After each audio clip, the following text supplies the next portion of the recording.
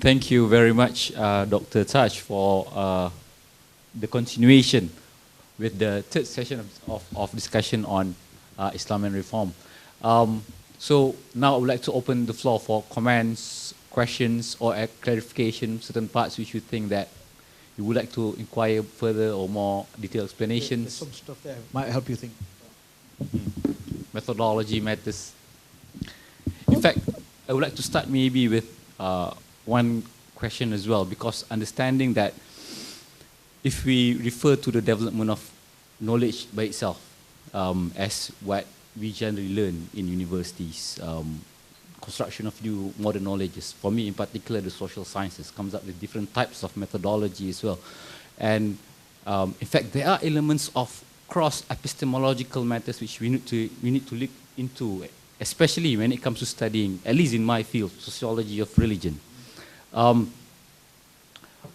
Knowing that modern sciences comes being from certain tradition which could go back to the philosophical phase of the Enlightenment, or could go back earlier from Greek philosophy, while at the same time there are difficulties on how do we integrate between cross epistemology, which is coming from Islamic, which we also refer to Islamic sources, particularly the Qur'an and the Sunnah of the Prophet by itself, in terms of how do we come up with certain solution.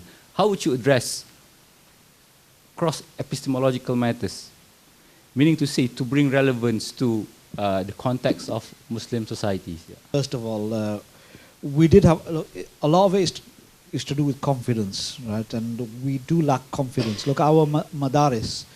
So if we really want to talk about decoloniality and decolonial knowledge, we have to sort of go to pre-colonial times. But that doesn't actually help us in. It helps us insofar as distinguishing knowledge that was not tainted by colonialism. But the world has changed, right? And how do you actually engage with the new world? Now, in the past, we were quite comfortable in very much quoting Aristotle, Plotinus, Porphyry, Plato, and many of the other Greek philosophers, and there was a element of referencing them because that was the ethics of the Muslim, is you quote your sources. A lot of the times these things were contradictory, and some, like Al-Farabi, were quite comfortable with that contradiction. It's fine, look, we don't need to make sense of it, let's just move on. You don't have to always have a synthesis of things. Thesis and antithesis opposing each other is okay, we can deal with it. So the cosmology as well of Al-Farabi and others, I noticed that they were quite comfortable with the planets. So you had the inner planets and the outer planets. I think they call them the Sayyara, some of the inner planets. And obviously the moon is a planet, the earth is a planet, the sun is a planet as well. Because a planet only means that which wanders in the sky. So even the sun wanders in the sky, because the zodiac path is the path of the sun. So there was a type of cosmology that they had. Now we just think it's ridiculous. But at its time, it was science. Yeah? And, heliocentric worldview, the sun at the center of the solar system, that was a theory before it became, if you like, a scientific fact. And we were quite comfortable with a lot of this stuff, right? And even theorizing it. Later on, early in the 19th century, a lot of holding on to the past became very hard for us. Right? Well, now you got the conquerors telling us our books were wrong. Yeah? And largely a lot of this is maybe our attitude needs to change a bit, because we were far more comfortable in taking knowledge from elsewhere in the past. And look, anything that's beneficial, I'm going to use one of, I think it's Al-Qardawi's thing, Al-Jadid al-Nafi, Qadim al-Salih al-Jadid al-Nafi. I like that, the whole thing. The upright old and the useful new. Anything that's useful, let's use. The interdisciplinarity of stuff. I mean, methodology is one thing. Every science has a methodology and an approach. And these methodologies as well are theories as well. They're not truth in and of themselves. Probably one of the pioneers of methodology was Ibn al-Haytham, and others as well, who actually looked at knowledge in certain way. Ibn Khaldun's another one, right? I mean, he's someone who actually really saw patterns in history, right? Not just the study of events as such. And he was a great theologian as well. I think, look, one of the things that this civilization, the Islamic civilization, produced was engagement with all sorts of sciences. I mean, everything was taught in the past. In fact, the books of Al-Farabi, the Madinat al-Fadila, the Virtuous City, his books outsold the Hadith books, right? Is because of people like controversy. How different is it in our times? You know, and it's just a case of just curiosity. I think if we have faith as well, iman, that look, Allah won't abandon us, you know, and empower ourselves with knowledge. I think we'll be fine. So, nation state logics.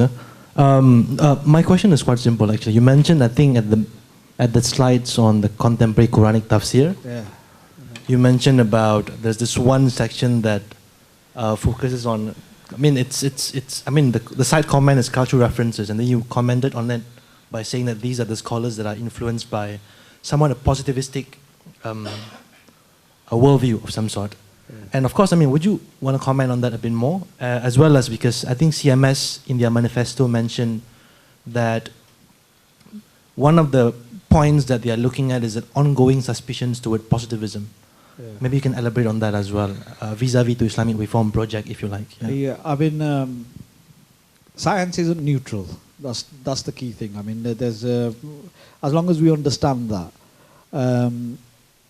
by positivism, obviously, we mean European understanding of what science is, what true knowledge is. The thing is, some aspects of CMS, I mean, look, with anything you can take as a pinch of salt, but most contemporary exegetes are actually quite comfortable with modern science and linking it. I think you can call it Bukhaism. Maurice Bucaille was one of the first to deal with this sort of scientific miracles in the Quran. And you actually saw this in Hinduism as well, and the Christians as well.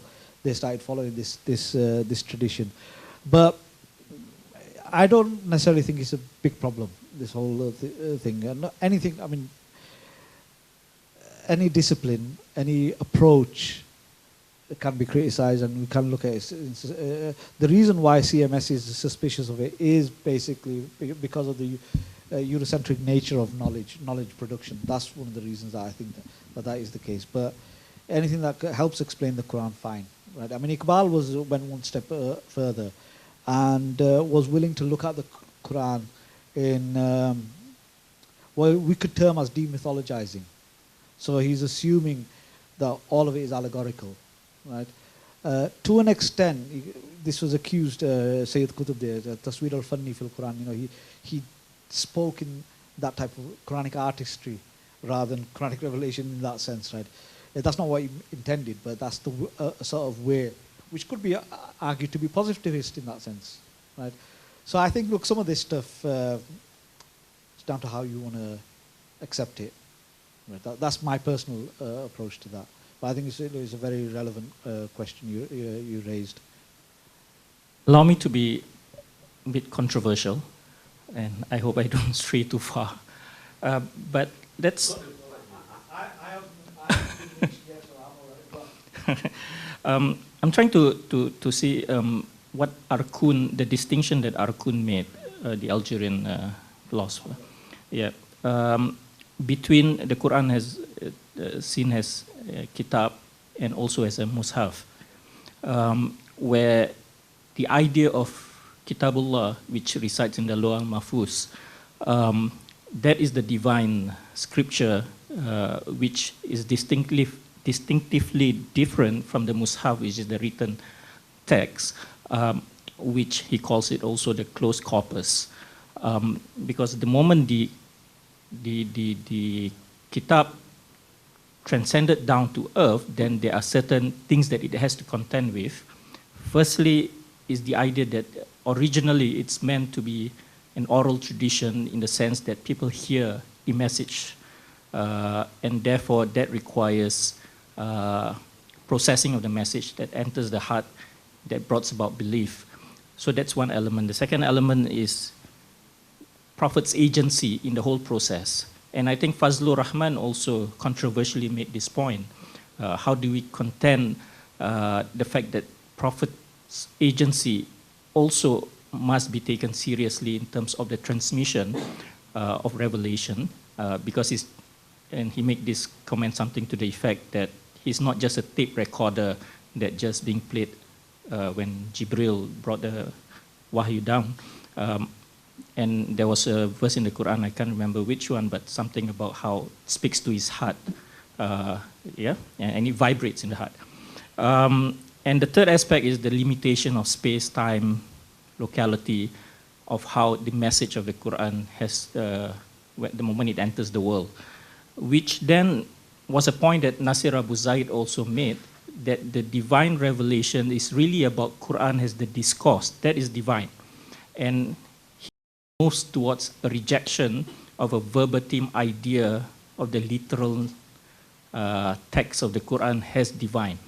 Now that's controversial, and that is something that a lot of Muslims will find hard to, something that is not palatable, rejecting the verbatim notion of the Quran as the word of God, but rather the word of God resides in the entire discourse and the message that was revealed to the Prophet. So what's your thought on that? Let's start with Muhammad Arkoon. Muhammad Arkoon, he's actually done a lot for Islamic studies in general, and he's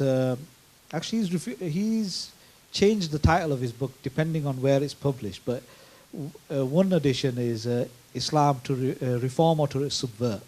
I think was a good thing to actually, because he realized that the whole reform stuff earlier on when we were talking about disclaimer. Right. In terms of what you mentioned about Fazlur Rahman and the ideal and contingent Quran as well, he did actually argue, the time-space notion of the Quran. First of all, how do we understand the Quran? As a text. So you said the concept of the Quran as a mushaf. Now the Quran is textual. Allah is limitless. The Quran becomes something which is bound as well. So if it becomes bound, then it doesn't sound limitless in that sense. It may be in its meaning and is beyond what is. In the Quran it says itself that Allah's kalam won't finish. The inks of all the oceans will go. Right. You spoke about the verbatim notion of the Quran. Well, first of all, the way we understand the Quran, and I'm going back to the early theologians as well, even with the Masahif and the literalism of the Quran, and this is the Rasm al-Uthmani and the rest of it, they still sort of understood the Quran as a representation, right, of what's in the Lawh al-Mahfuz. And I remember once actually translating that whole Kalamullah wa ibaratun al-kalam al-nafsi. It really encapsulates what all of these thinkers are saying, that Allah's kalam is something which is an expression, ibaratun al-kalam al-nafsi, which is there with the Lawh al-Mahfuz in Islamic cosmology, somewhere there with Allah, this infinite knowledge of His. It's being textualized for the human mind. Right? And you said about the Prophet's agency. Well, he's the recipient of the Quran. Right? Nazala bihi ruhul amin ala qalbika, on your heart, litakuna min al-mursalin, so that you can be from the mundirin, for of the warners. Where the controversy actually lies in a lot of this sort of stuff is the whole created and uncreated discussion about the Quran, or the Quran transcending time and space. God transcends time and space. But there's an immanent aspect of the Quran, that the Quran is accessible, right? Now, if God is inaccessible, but then He speaks within time-space, if the Quran is outside of time-space, then what would it say about the Quran being amongst us now here? Is God a part of time and space? Most Muslims will say absolutely not, right, in that sense. God created time and space. God is outside of this. You do have some who would actually say, yes, God can manifest in creation. Some wahdatul wujud and all these other, if you like, controversial notions. But Fazl Rahman actually argued against the notion of an uncreated Quran, a Quran which is outside of time and space. And how he argued this was the notion of abrogation itself. The fact that Muslims argue that parts of the Quran has been abrogated, it's indicative that the Quran is inside time-space. And this is what the Mu'tazilites argued. In fact, they argue, of course there's naskh in the Quran. There's only one Mu'tazila who argued there's no naskh at all, Abu Muslim al-Isfahani. In fact, most of the ulama now agree with what he says. They actually said there's probably 5. Sheikh Muhammad al-Khudri, an Azhari scholar, said there's only one verse that's abrogated in the Quran. But in the past, hundreds of verses were abrogated. Now the abrogation story helps us understand this. And what Fazl Rahman argued, and this got him into trouble, was that if the Quran is outside of time and space, if it's ghayr makhluk, the Quran has been revealed on the Prophet's heart. That's what you're mentioning, right? And if that is the case, and it's outside of time and space, and it's revealed on the Prophet's heart, then what does it say about the Prophet? Right? He's outside of time and space, and he's godlike in that sense. So they're not too different, a lot of these debates, and what Nasr Abu Zayd and speaking about the temporality of the Quran. Look, the sacred and the profane, that type of dichotomy has always been there. It's not really just a product of the modern world as such. We've understood that in the past as well. The ideal and the real, if you like, or the ideal and the contingent. It is controversial, but look, ultimately, there are aspects of the Quran, no matter how much we say is verbatim, yes, that we won't know what Alif Lam Mim necessarily means. What certain verses, even though they're intelligible in Arabic, we don't know what they might mean. Sometimes it may refer to things that are historical that we just don't know anything about. But we believe, essentially, look, it's the leap of faith that we all take. Once it becomes prescriptive in terms of this is the Quran, then it indicates a certain level of knowledge that we have of the Quran as well. So all of the Mufassirin, look, they can only assume they have certain understandings of the Quran. And there were Muslims all over the world historically who never probably read the Quran from beginning to end. And they were still Muslims, right? There's that whole Junaid talking about the old ladies of Nishapur, right? I die upon the Aqidah of the old Qadjas of Nishapur. What was their deen? What was their understanding of, Mushaf? You speak about Mushafs. You'd have to be rich to have owned a Mushaf. And you'd have to be educated to read a Mushaf. So in the past, there would have been less people who actually knew how to read. So even now, many of Muslims, wouldn't know there's a verse in the Quran regarding this. Even Hufaz of Quran, if they don't remember the verse, right? There's this, but you still believe in the Quran to be something which is beyond what you're saying, the limitations of a text. So in that sense, yes, Allah's Kalam, there's a notion that the Quran is part of the other Asmani kitabs, if you like, the other the books as well. And I think, look, they do raise serious questions. But at the same time, these things, we can see that we've had these discussions in the past as well. Is the reactions in the past were a lot more, probably less controversial than they are now. And that's what I'm trying to say. I don't want to be an alarmist regarding these things. That's my answer to your question, or attempt, sorry. I'll try and answer that question. Imam al-Baghawi, there's actually said, yes, he was. The understanding of al-ummi is, we tend to say, look, ummi means la yahsabu wa la yaktab, right? That he didn't, we don't count and we don't write. So illiteracy. But the thing is, it's actually, from what we look at some of the translations, we don't have any laysa al-ummiin min sabil. We don't have any obligation to the ummiyin. Now, in the Quran it says an-nabi al-ummi, and it says huwa alladhi ba'atha fil ummiyin. So the Arabs are considered ummiyin, whatever this means, right? So they're illiterate according to the Quran, right? If you want to take it that way, right? I'm sorry, like this. Right, anyway, the thing is this, no, but yeah, Egypt is different, isn't it? It's the Hijaz law, okay. Now the thing is this, is that if we argue that, what is the argument? We say the Prophet couldn't read and write. And the miracle is that he couldn't read and write, and the Quran was revealed to him. But look, reading and writing wasn't a problem. Sulaiman alayhi salam read and write. He was a king. King David as well. So it wasn't really this issue. So how do they understand what Nabi al-Ummi actually means? This is where it does help to understand the Israeliyat and the other traditions. Is really the translation, best translation is the Gentile prophet, which absolutely makes sense in terms of what does it mean? Because he's not from Bani Israel. If you're not from Bani Israel, right, you're from the nations, right? Kuntum khayra ummatin.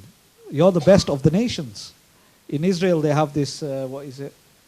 The garden of the righteous amongst the nations, right? So those who are outsiders, right, the Goy and the Gentiles, is just that understanding that the Arabs, so we don't have any obligation to the Ummiyeen.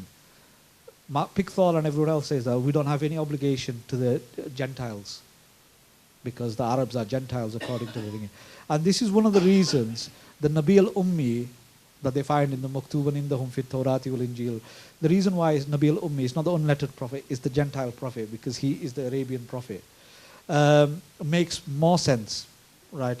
And so the argument is this: is did the prophet learn to read and write? Some argued that he learned to read and write afterwards.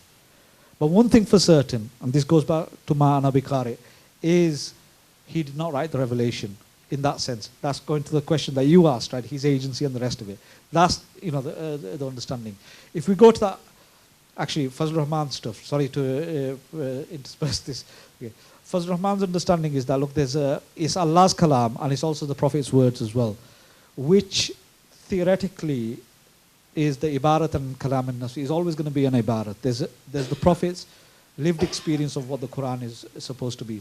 Ma'ana bikari, I can't recite because I can't read, right? And sometimes even the Sufis actually made an observation that what was this process? Why was he squeezed?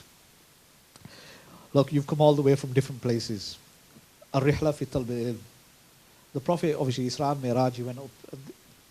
That process of talb al-ilm, the haml al-shada'id, right, bearing the troubles of all of that was done in that process. That's one sort of interpretation of this.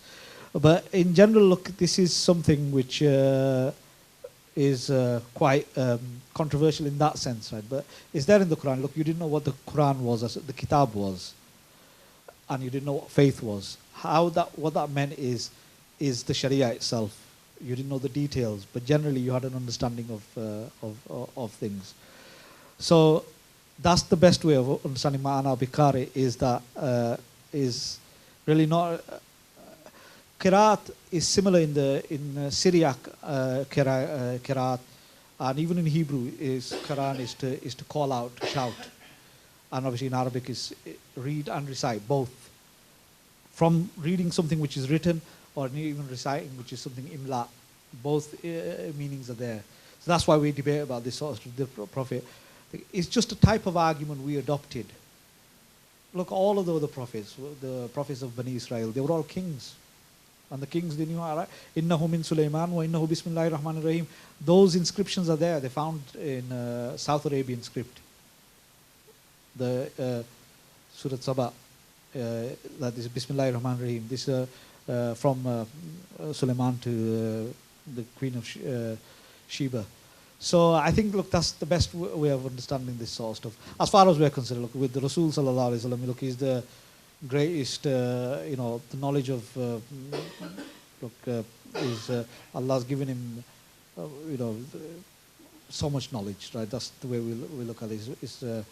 Is bound but limitless in that sense, right? Doesn't compare to Allah's knowledge, but there's a lot that Allah allamaka ma lam takun ta'lam. He gave you, he taught you things that you didn't know, to the Prophet specifically. But that is his learning process, ma'ana bikari, and then Qiraat was taught to the Prophet. That's the shortest way I consider, without exoticizing too much, right, and getting myself into further trouble. But right, Actually, Ahmad Raza Khan said this. This is usually people say, look, he's saying the Prophet knows the unseen and the rest of it, but he did say this. Ilm Allah makhluk wa ilm Allahi ghair makhluk. Allah's knowledge is uncreated, whereas the Prophet's knowledge is created. And that's one way of sort of trying to understand this. Right, so any other question? Dr. Taj, I would like to ask, what do you mean by the dogmatic classification of tafsir? It's quite interesting when you put the tafsir with linguistic approach is considered as dogmatic, because the linguistic approach is actually quite, I mean, is very open and quite liberal in that sense, because they just use the cues from the linguistic cues there, based on the nahu and sarf and the lexical information that the Arab has. Of course, it's attached to culture and whatnot, but because of that, because of these linguistic aspects, it allows interpretation to be much more, for example, much more egalitarian or much more, neutral rather than gender bias. For example, in the tafsir Bahr al-Muhit, and Azamakhshari also is one of the tafsir that is using the linguistic approach because he used balagha. So can you explain to us what does dogmatic means in this sense? All right, okay. Mean it in a negative term anyway. Right? Look, there's sometimes you could mean this thing is there's an understanding of al-ijaz, yeah, and this is something which is the Sunnis have latched on to now, which very much is a Mu'tazili invention. There's two approaches to ijaz. There's one which is a linguistic miracle. You hear this a lot, that the linguistic miracle. Well, if it's a linguistic miracle, and I'm not an Arab, and I don't know Arabic, for example, how am I going to understand that miracle? That's number one. Number two, if I understand it, how is it a miracle? Yep. Now, this is the point, in terms of the whole mu'jiza stuff. It's supposed to be inexplicable, and that's why Aisha says, look, this is, the Quran is the Prophet's miracle in terms of how he embodied the Quran. Well, so Ijaz al-Lughawi, they argued that there's two approaches. I think it's Nazam and al-Jahiz. So one was that Ijaz is both in Nazam and Ma'na. So in its composition itself and also the meaning, right, are both miraculous. And the other one is al-Ma'na dun al-Nazam, right? So just the meaning itself, not really the composition. In other words, the Quran's meaning is miraculous. You don't need it even in Arabic. But this is a lot of people don't even push this forward except for Abu Hanifa. Being Abu Hanifa, he does this. Right, so the thing is what I mean by dogmatic is it becomes dogmatic in the sense of, look, you mentioned the whole Nahu and Sarf and all. Look, these things are, the more we look into this sort of stuff, the more reliant we can be on linguistics. And in fact, I do supervise a lot of these linguistics theses that really they don't explore the philosophical trappings of this, these things. So when I mean dogmatic in the sense that they are following a method, and it isn't really linguistics as we understand now, but more really a Kalami argument. And when I mean Kalami argument, it was one that the Mu'tazilites were the first to argue this stuff, right? That's what I mean, and I don't mean in a pejorative sense. It's fine, right? Look, this stuff, the linguistic stuff, you mentioned Bahr al-Muhit, Abu Hayyan al-Andalusi, brilliant scholarship, Zamakhshari and the rest of them. Look, these are things that we need now. And in fact, Sayyid Qutb, Muhammad Ali Sabuni, many of the other Mufassirin, they use this stuff. Tabatabai, Shia Mufassirun use this sort of stuff. It's all helpful. That's what I mean, not necessarily something which is pejorative. But be careful of this sort of stuff, right? That it doesn't become, we don't become atomistic when we approach the Quran. And that goes back to some of the stuff that you mentioned about the real world relevance of the Quran as well. I think that's, yeah, so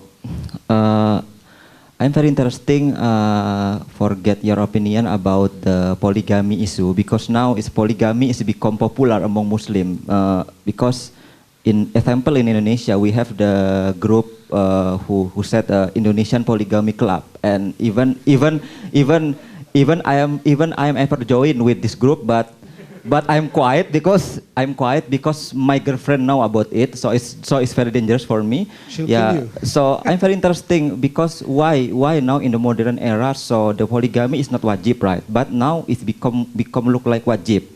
So sometimes they not have the strong reason about why they do polygamy. Yeah, because I think polygamy is very interesting for me, and I'm also want to know about your opinion about the fair, because when we are doing polygamy, we need to be fair, right? But the problem is what indicator to be fair. So I mean, I need to know more. Of course, I'm not practice polygamy because I like it lah with the one wife. So I mean, yeah, it's very interesting lah for me, like polygamy. And also another question is about the. Because you mentioned any hadith have the influence by Christian, I mean by the previous law. If previous law look like Torah, Bible, etc., etc. So I think it's very interesting because if we understand more, especially among youth people, I think we can more become tolerant, become not so anti-Semitic. Because when we're talking about Semit, about Abu Judan, a lot of Muslims had the Jewish because of political problem, like. But I think. I just very interesting if you can explain more about the connection between the Hadith and Quran with the Bible, with the Injil, because now we live in era with Zakir Naik, etc., etc. They are always blaming us other, right? So yeah, thank you. The anti-Semitism stuff. Look, I agree with you on this stuff. In fact, as an ummah, as a qawm, we can actually benefit a lot in understanding our other siblings in that sense, the Jews and the Christians. And, we do share a shared destiny with them. And it's worthwhile knowing their tradition to understand our own. And they do this. Look, the Bible, look at, biblical dictionaries. They can't avoid not knowing Arabic roots. They need Arabic roots to understand Hebrew, Syriac, Aramaic terms. Right, so this is part and parcel of our thing. And in the past, look, the tafsir, if we didn't have the Jewish sources, it'd be very difficult. The stories of the prophets that we enjoy so much, Qasas al-Anbiya, Qasas al-Nabiyyin, this sort of stuff, is part and parcel of that sort of stuff. Our political philosophies, I think you missed it. We were talking about this, Islamism and Zionism, the connections between this sort of stuff. That aside, about the polygamy stuff, look, you're all asking me my opinion. I'm happy with whatever you guys are happy with, right? Right. Can you be just? Look, in the Quran it says you won't be able to be just as well, right? But still, that option is there if you 2s, 3s, and 4s, right, to marry, and there'll be this type of demography, right, until we find other ways of bringing children into this world, right? These things. So there will be sociological phenomena, right? Look, monogamous is very modern now. That people are just only speaking about monogamy, right? But it's down to your circumstances and how you feel and how society really reacts to this sort of stuff. Look, there are many cultures that just don't, Islamic cultures that don't accept this stuff. And in fact, sisters, if you're going to get married, make sure you put prenups, right? If you don't want them to get married to anybody else, and then that's the best way. Otherwise, I know you Shafis, right? You'll just secretly get married to somebody else, include 2 or 3 wives. That's all I can really say on this stuff, right? But it's it's part and parcel. Nothing should be. I think it was actually a wrestler who said this. Jesse Ventura. He's quite a character. He just said this, look, I don't want government telling me what is religion, and I don't want religion to govern necessarily. And that's the thing, look, in China, look, the one child policy and all this sort of stuff, everything should be time-space bound in that sense, right? So even the polygamy stuff is context. And my granddad married 3 times, 3 wives, so Dad wouldn't, because my mom would, kill him or something. So that's all I could say, sir, right on this. Brilliant lecture as always. But please help me put things into perspective. I'm quite confused as to exactly what is the end product or the end objective that we would like to achieve as we slowly depart from the classical and traditionalist approach to Islamic studies and slowly moving towards a rationalist approach. Are we expecting to have a more a new civilization of Islam in which all the Muslims, get together and have a very rationalist thought on Islam, at the same time focusing on innovation and technology, and the Muslim countries become more developed, or are we just? I'm not sure. Do you get where I'm coming from? I'm definitely not sure as well. Okay. So. I'm just trying to put things into perspective as to, in this project, what is the bigger things to achieve exactly?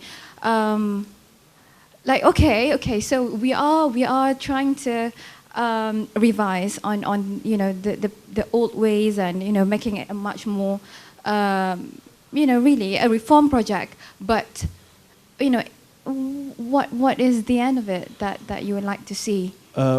Is it personally? Maybe personally, or maybe something that I could relate myself into. Because yes, I get the gist of everything, but I don't know what would the end be that you aspire everyone to be. I don't know that. Can't pontificate. Is it confusing? Absolutely it is.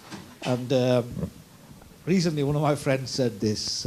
We were discussing these sort of things. One of our friends was talking about the whole Sunni Shia split stuff, and especially within Sunnism now. They're speaking, if you like, a lot of those Shia schisms within the Sunnis. So Ali Muawiyah, all this sort of stuff. So the other friend, confused with all this sort of stuff, just says, I just like to keep it simple. That's what he said. And the thing is that it sounds good, but don't you think the Shias keep it simple by their approach, and everybody else keeps it simple in that sense? What do I see? I mean, first of all, I mean, these terms, reformist, traditionalist, and the rest, it doesn't, I mean, you could decide whatever you think I am. What makes you happy, I'll be happy with, right? So if you think I'm a traditionalist, that's fine. If you think I'm a reform, that's particularly fine by me, right? I think, look, as long as we uphold the symbols of the tradition and what the community are happy with, generically speaking, look, the community is not always right, and I said that earlier on about the mistakes of the past and of the present as well. What we might agree upon now, another generation will come on and just look at the darkness these guys were in, and we think we're the enlightened ones, yeah? It could happen in that sense.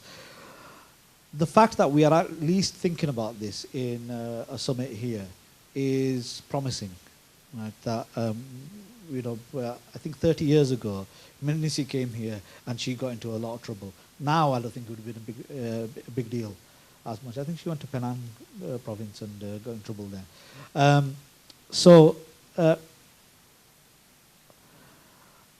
One thing for sure we are seeing, if we can actually become post-sectarian as a result of this sort of thing, that in itself is an achievement. At least in this room I can feel this, right? The type of things that we are speaking of, to be honest, even in the West, is not as, I mean, you've been to the West and you've seen, okay, besides my class is crazy, yeah, right? But look, even me, I have my limits, yeah? Right? What do I usually say? I deal with the craziest stuff, but I always say, listen, as soon as you get out of this building, do tawbah. Yeah? That's what I say. And so the thing is this, look, Iqbal says this as well, look, just have hope as well. Razme haqqe batil to fall lazim mu'min, right? So when falsehood and haqq collide, the believer should be strong. And, yes, we want to try to fix some of the problems, but we shouldn't fall into the whole complex, of the savior complex ourselves. Let's just look ourselves as facilitators, because we could be wrong as well, right? I haven't got the answers. I don't think it's diplomacy. I think it's just hedging all bets. That's an approach as well. Just want to tie back to the whole project of reform. Possibly what we are facing now is really a philosophical problem of what we understand by Islam and its claim of the perfection of the religion. I recall Soroush's conception of a maximalist versus a minimalist kind of religion, where Soroush says that if your idea of religion is maximalist, and you packed it to this whole idea of the perfection of Islam, then it's just about implementation, and you cannot go beyond that. But if your idea that Islam, when it's revealed, is setting the base minimal standard, and therefore it allows for a lot of space for evolution of ideas and practices, but then there is a bare minimum that you must take into account. So that allows for greater latitude towards the different manifestations of Islam, which I thought is very interesting. And also that relates to, and I'm wondering what will be your thought on a recent scholar who has passed on, Shahrur, this Syrian thinker, who talks also in the sense of Quranic exegesis of the theory of limits. You see, we have been living in a poverty of imagination for the last 3 decades under a kind of fundamentalist way of understanding religion, has a straight line, and therefore you either stick to it or you go out of it. It's a kind of binary black and white thing. Whereas Shahrur is proposing something like, for example, if I can make an analogy of playing football, where you can move around in the box, but there are certain limits where if you cross over, then you are out of the game. But within there, it's a very big space where you can move around. And that is precisely his theory of limits when it's applied to Quranic exegesis, where polygamy, for example, that is the limit of not going more than 4. But then it doesn't set a standard that 4 is the practice that needs to be put in place, which means that 1, 2, 3 is still within that latitude. Or hudud, for example, or this idea of cutting off hands, that is the limit. That means that someone steals, you cannot go beyond the limit, the had of, for example, death penalty. That also doesn't mean that you must therefore implement the cutting off hands. It allows for greater latitude. Jail term is probably enough and all that. So it provides a different imagination compared to how fundamentalist Islam will put it, as either you implement this or you don't. So I'm just wondering what will be your thoughts on injecting kind of greater imagination of how we conceptualize the idea of Islam's perfection philosophically, so that allows us to re-examine a lot of issues that are now being put as either black or white. Perfection argument. People who want all or nothing end up with nothing in the end. And, even now, the Taliban are speaking of the youth should avoid extremism. My God, when they're the voice of reason, things are really bad. So, what I'd say, you mentioned Shahrur, you mentioned Soroush as well, didn't you? Right? Look, they've made some indications. Some of the arguments you can still find really within the philosophical and theological traditions within Islam. The Mahajjat al-Bayda, the broad thing, the Ahl al-Qibla in its broadest sense. The idea of salvation outside of Islam. Look, these are things, even Ghazali, Ibn Taymiyyah as well, they've discussed these sort of things. The whole fundamentalism stuff. Look, a lot of the critique of Islam, we just need to be wary of the fact that, look, fundamentalism was a term that the Protestants used against the Catholics. The term extremist and radical was used against the lefties.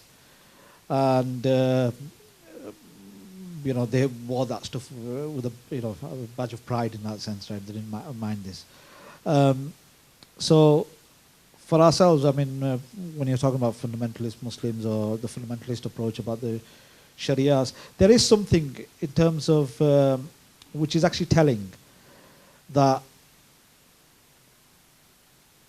a type of totalitarian ambition of a totalizing way of looking at the Islamic tradition.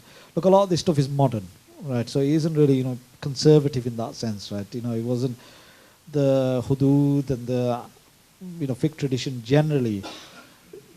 These things were not centrally enforced, right? The qadis actually many a times, people would go, Ottoman chronicles indicate this sort of stuff about a woman accusing her husband of zina. And she just said, look, he just went to the brothel. And what would the Qadis do? This is the great Ottoman Empire. This is documented stuff. They've got all this. They said, look, just go away, right?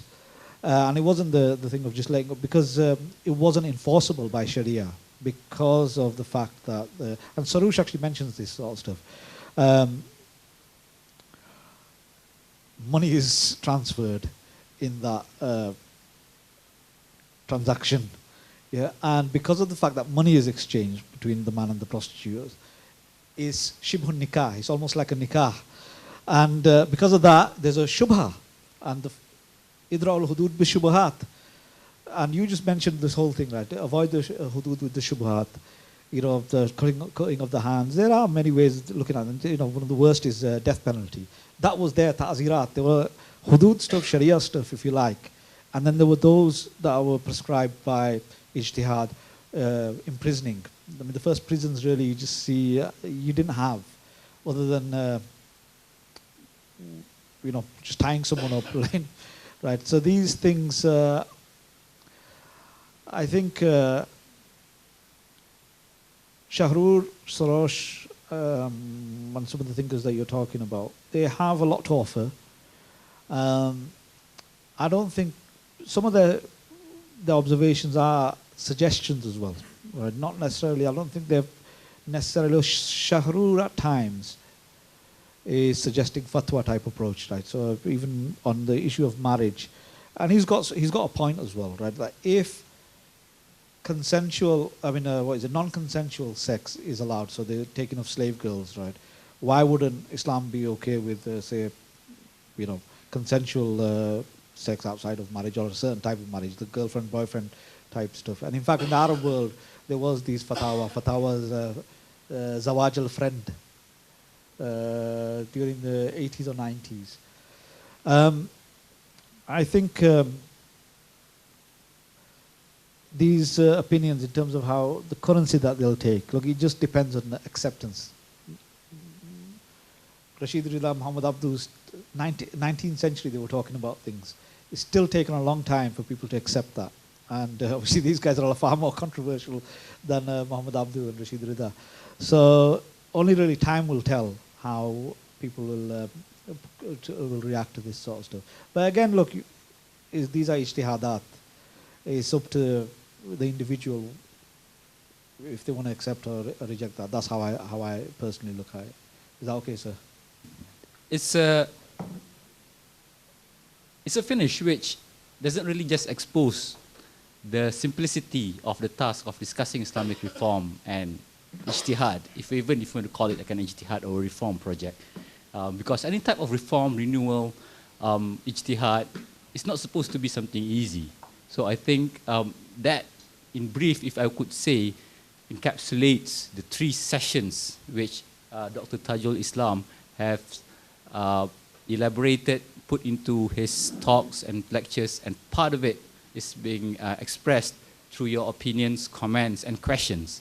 And what is also important to be addressed as responding to the question by Balkis, what is it that you want to do next? What's the clear direction? That is part of the importance of our own imagination to put into context the content of the discussion about ijtihad into our own specific works and into the future. It may not necessarily be something which is going to end today, in the coming few days or the coming weeks. But going back to my earlier introduction at the starting of the day, quoting Iqbal saying that I move, therefore I am, part of our understanding of knowledge and Islam and how do we read, we understand, we interact with the Quran itself, is also part of that progressive movement for us to continue to make sense and live our life as part of being the Khalifa of God in this world.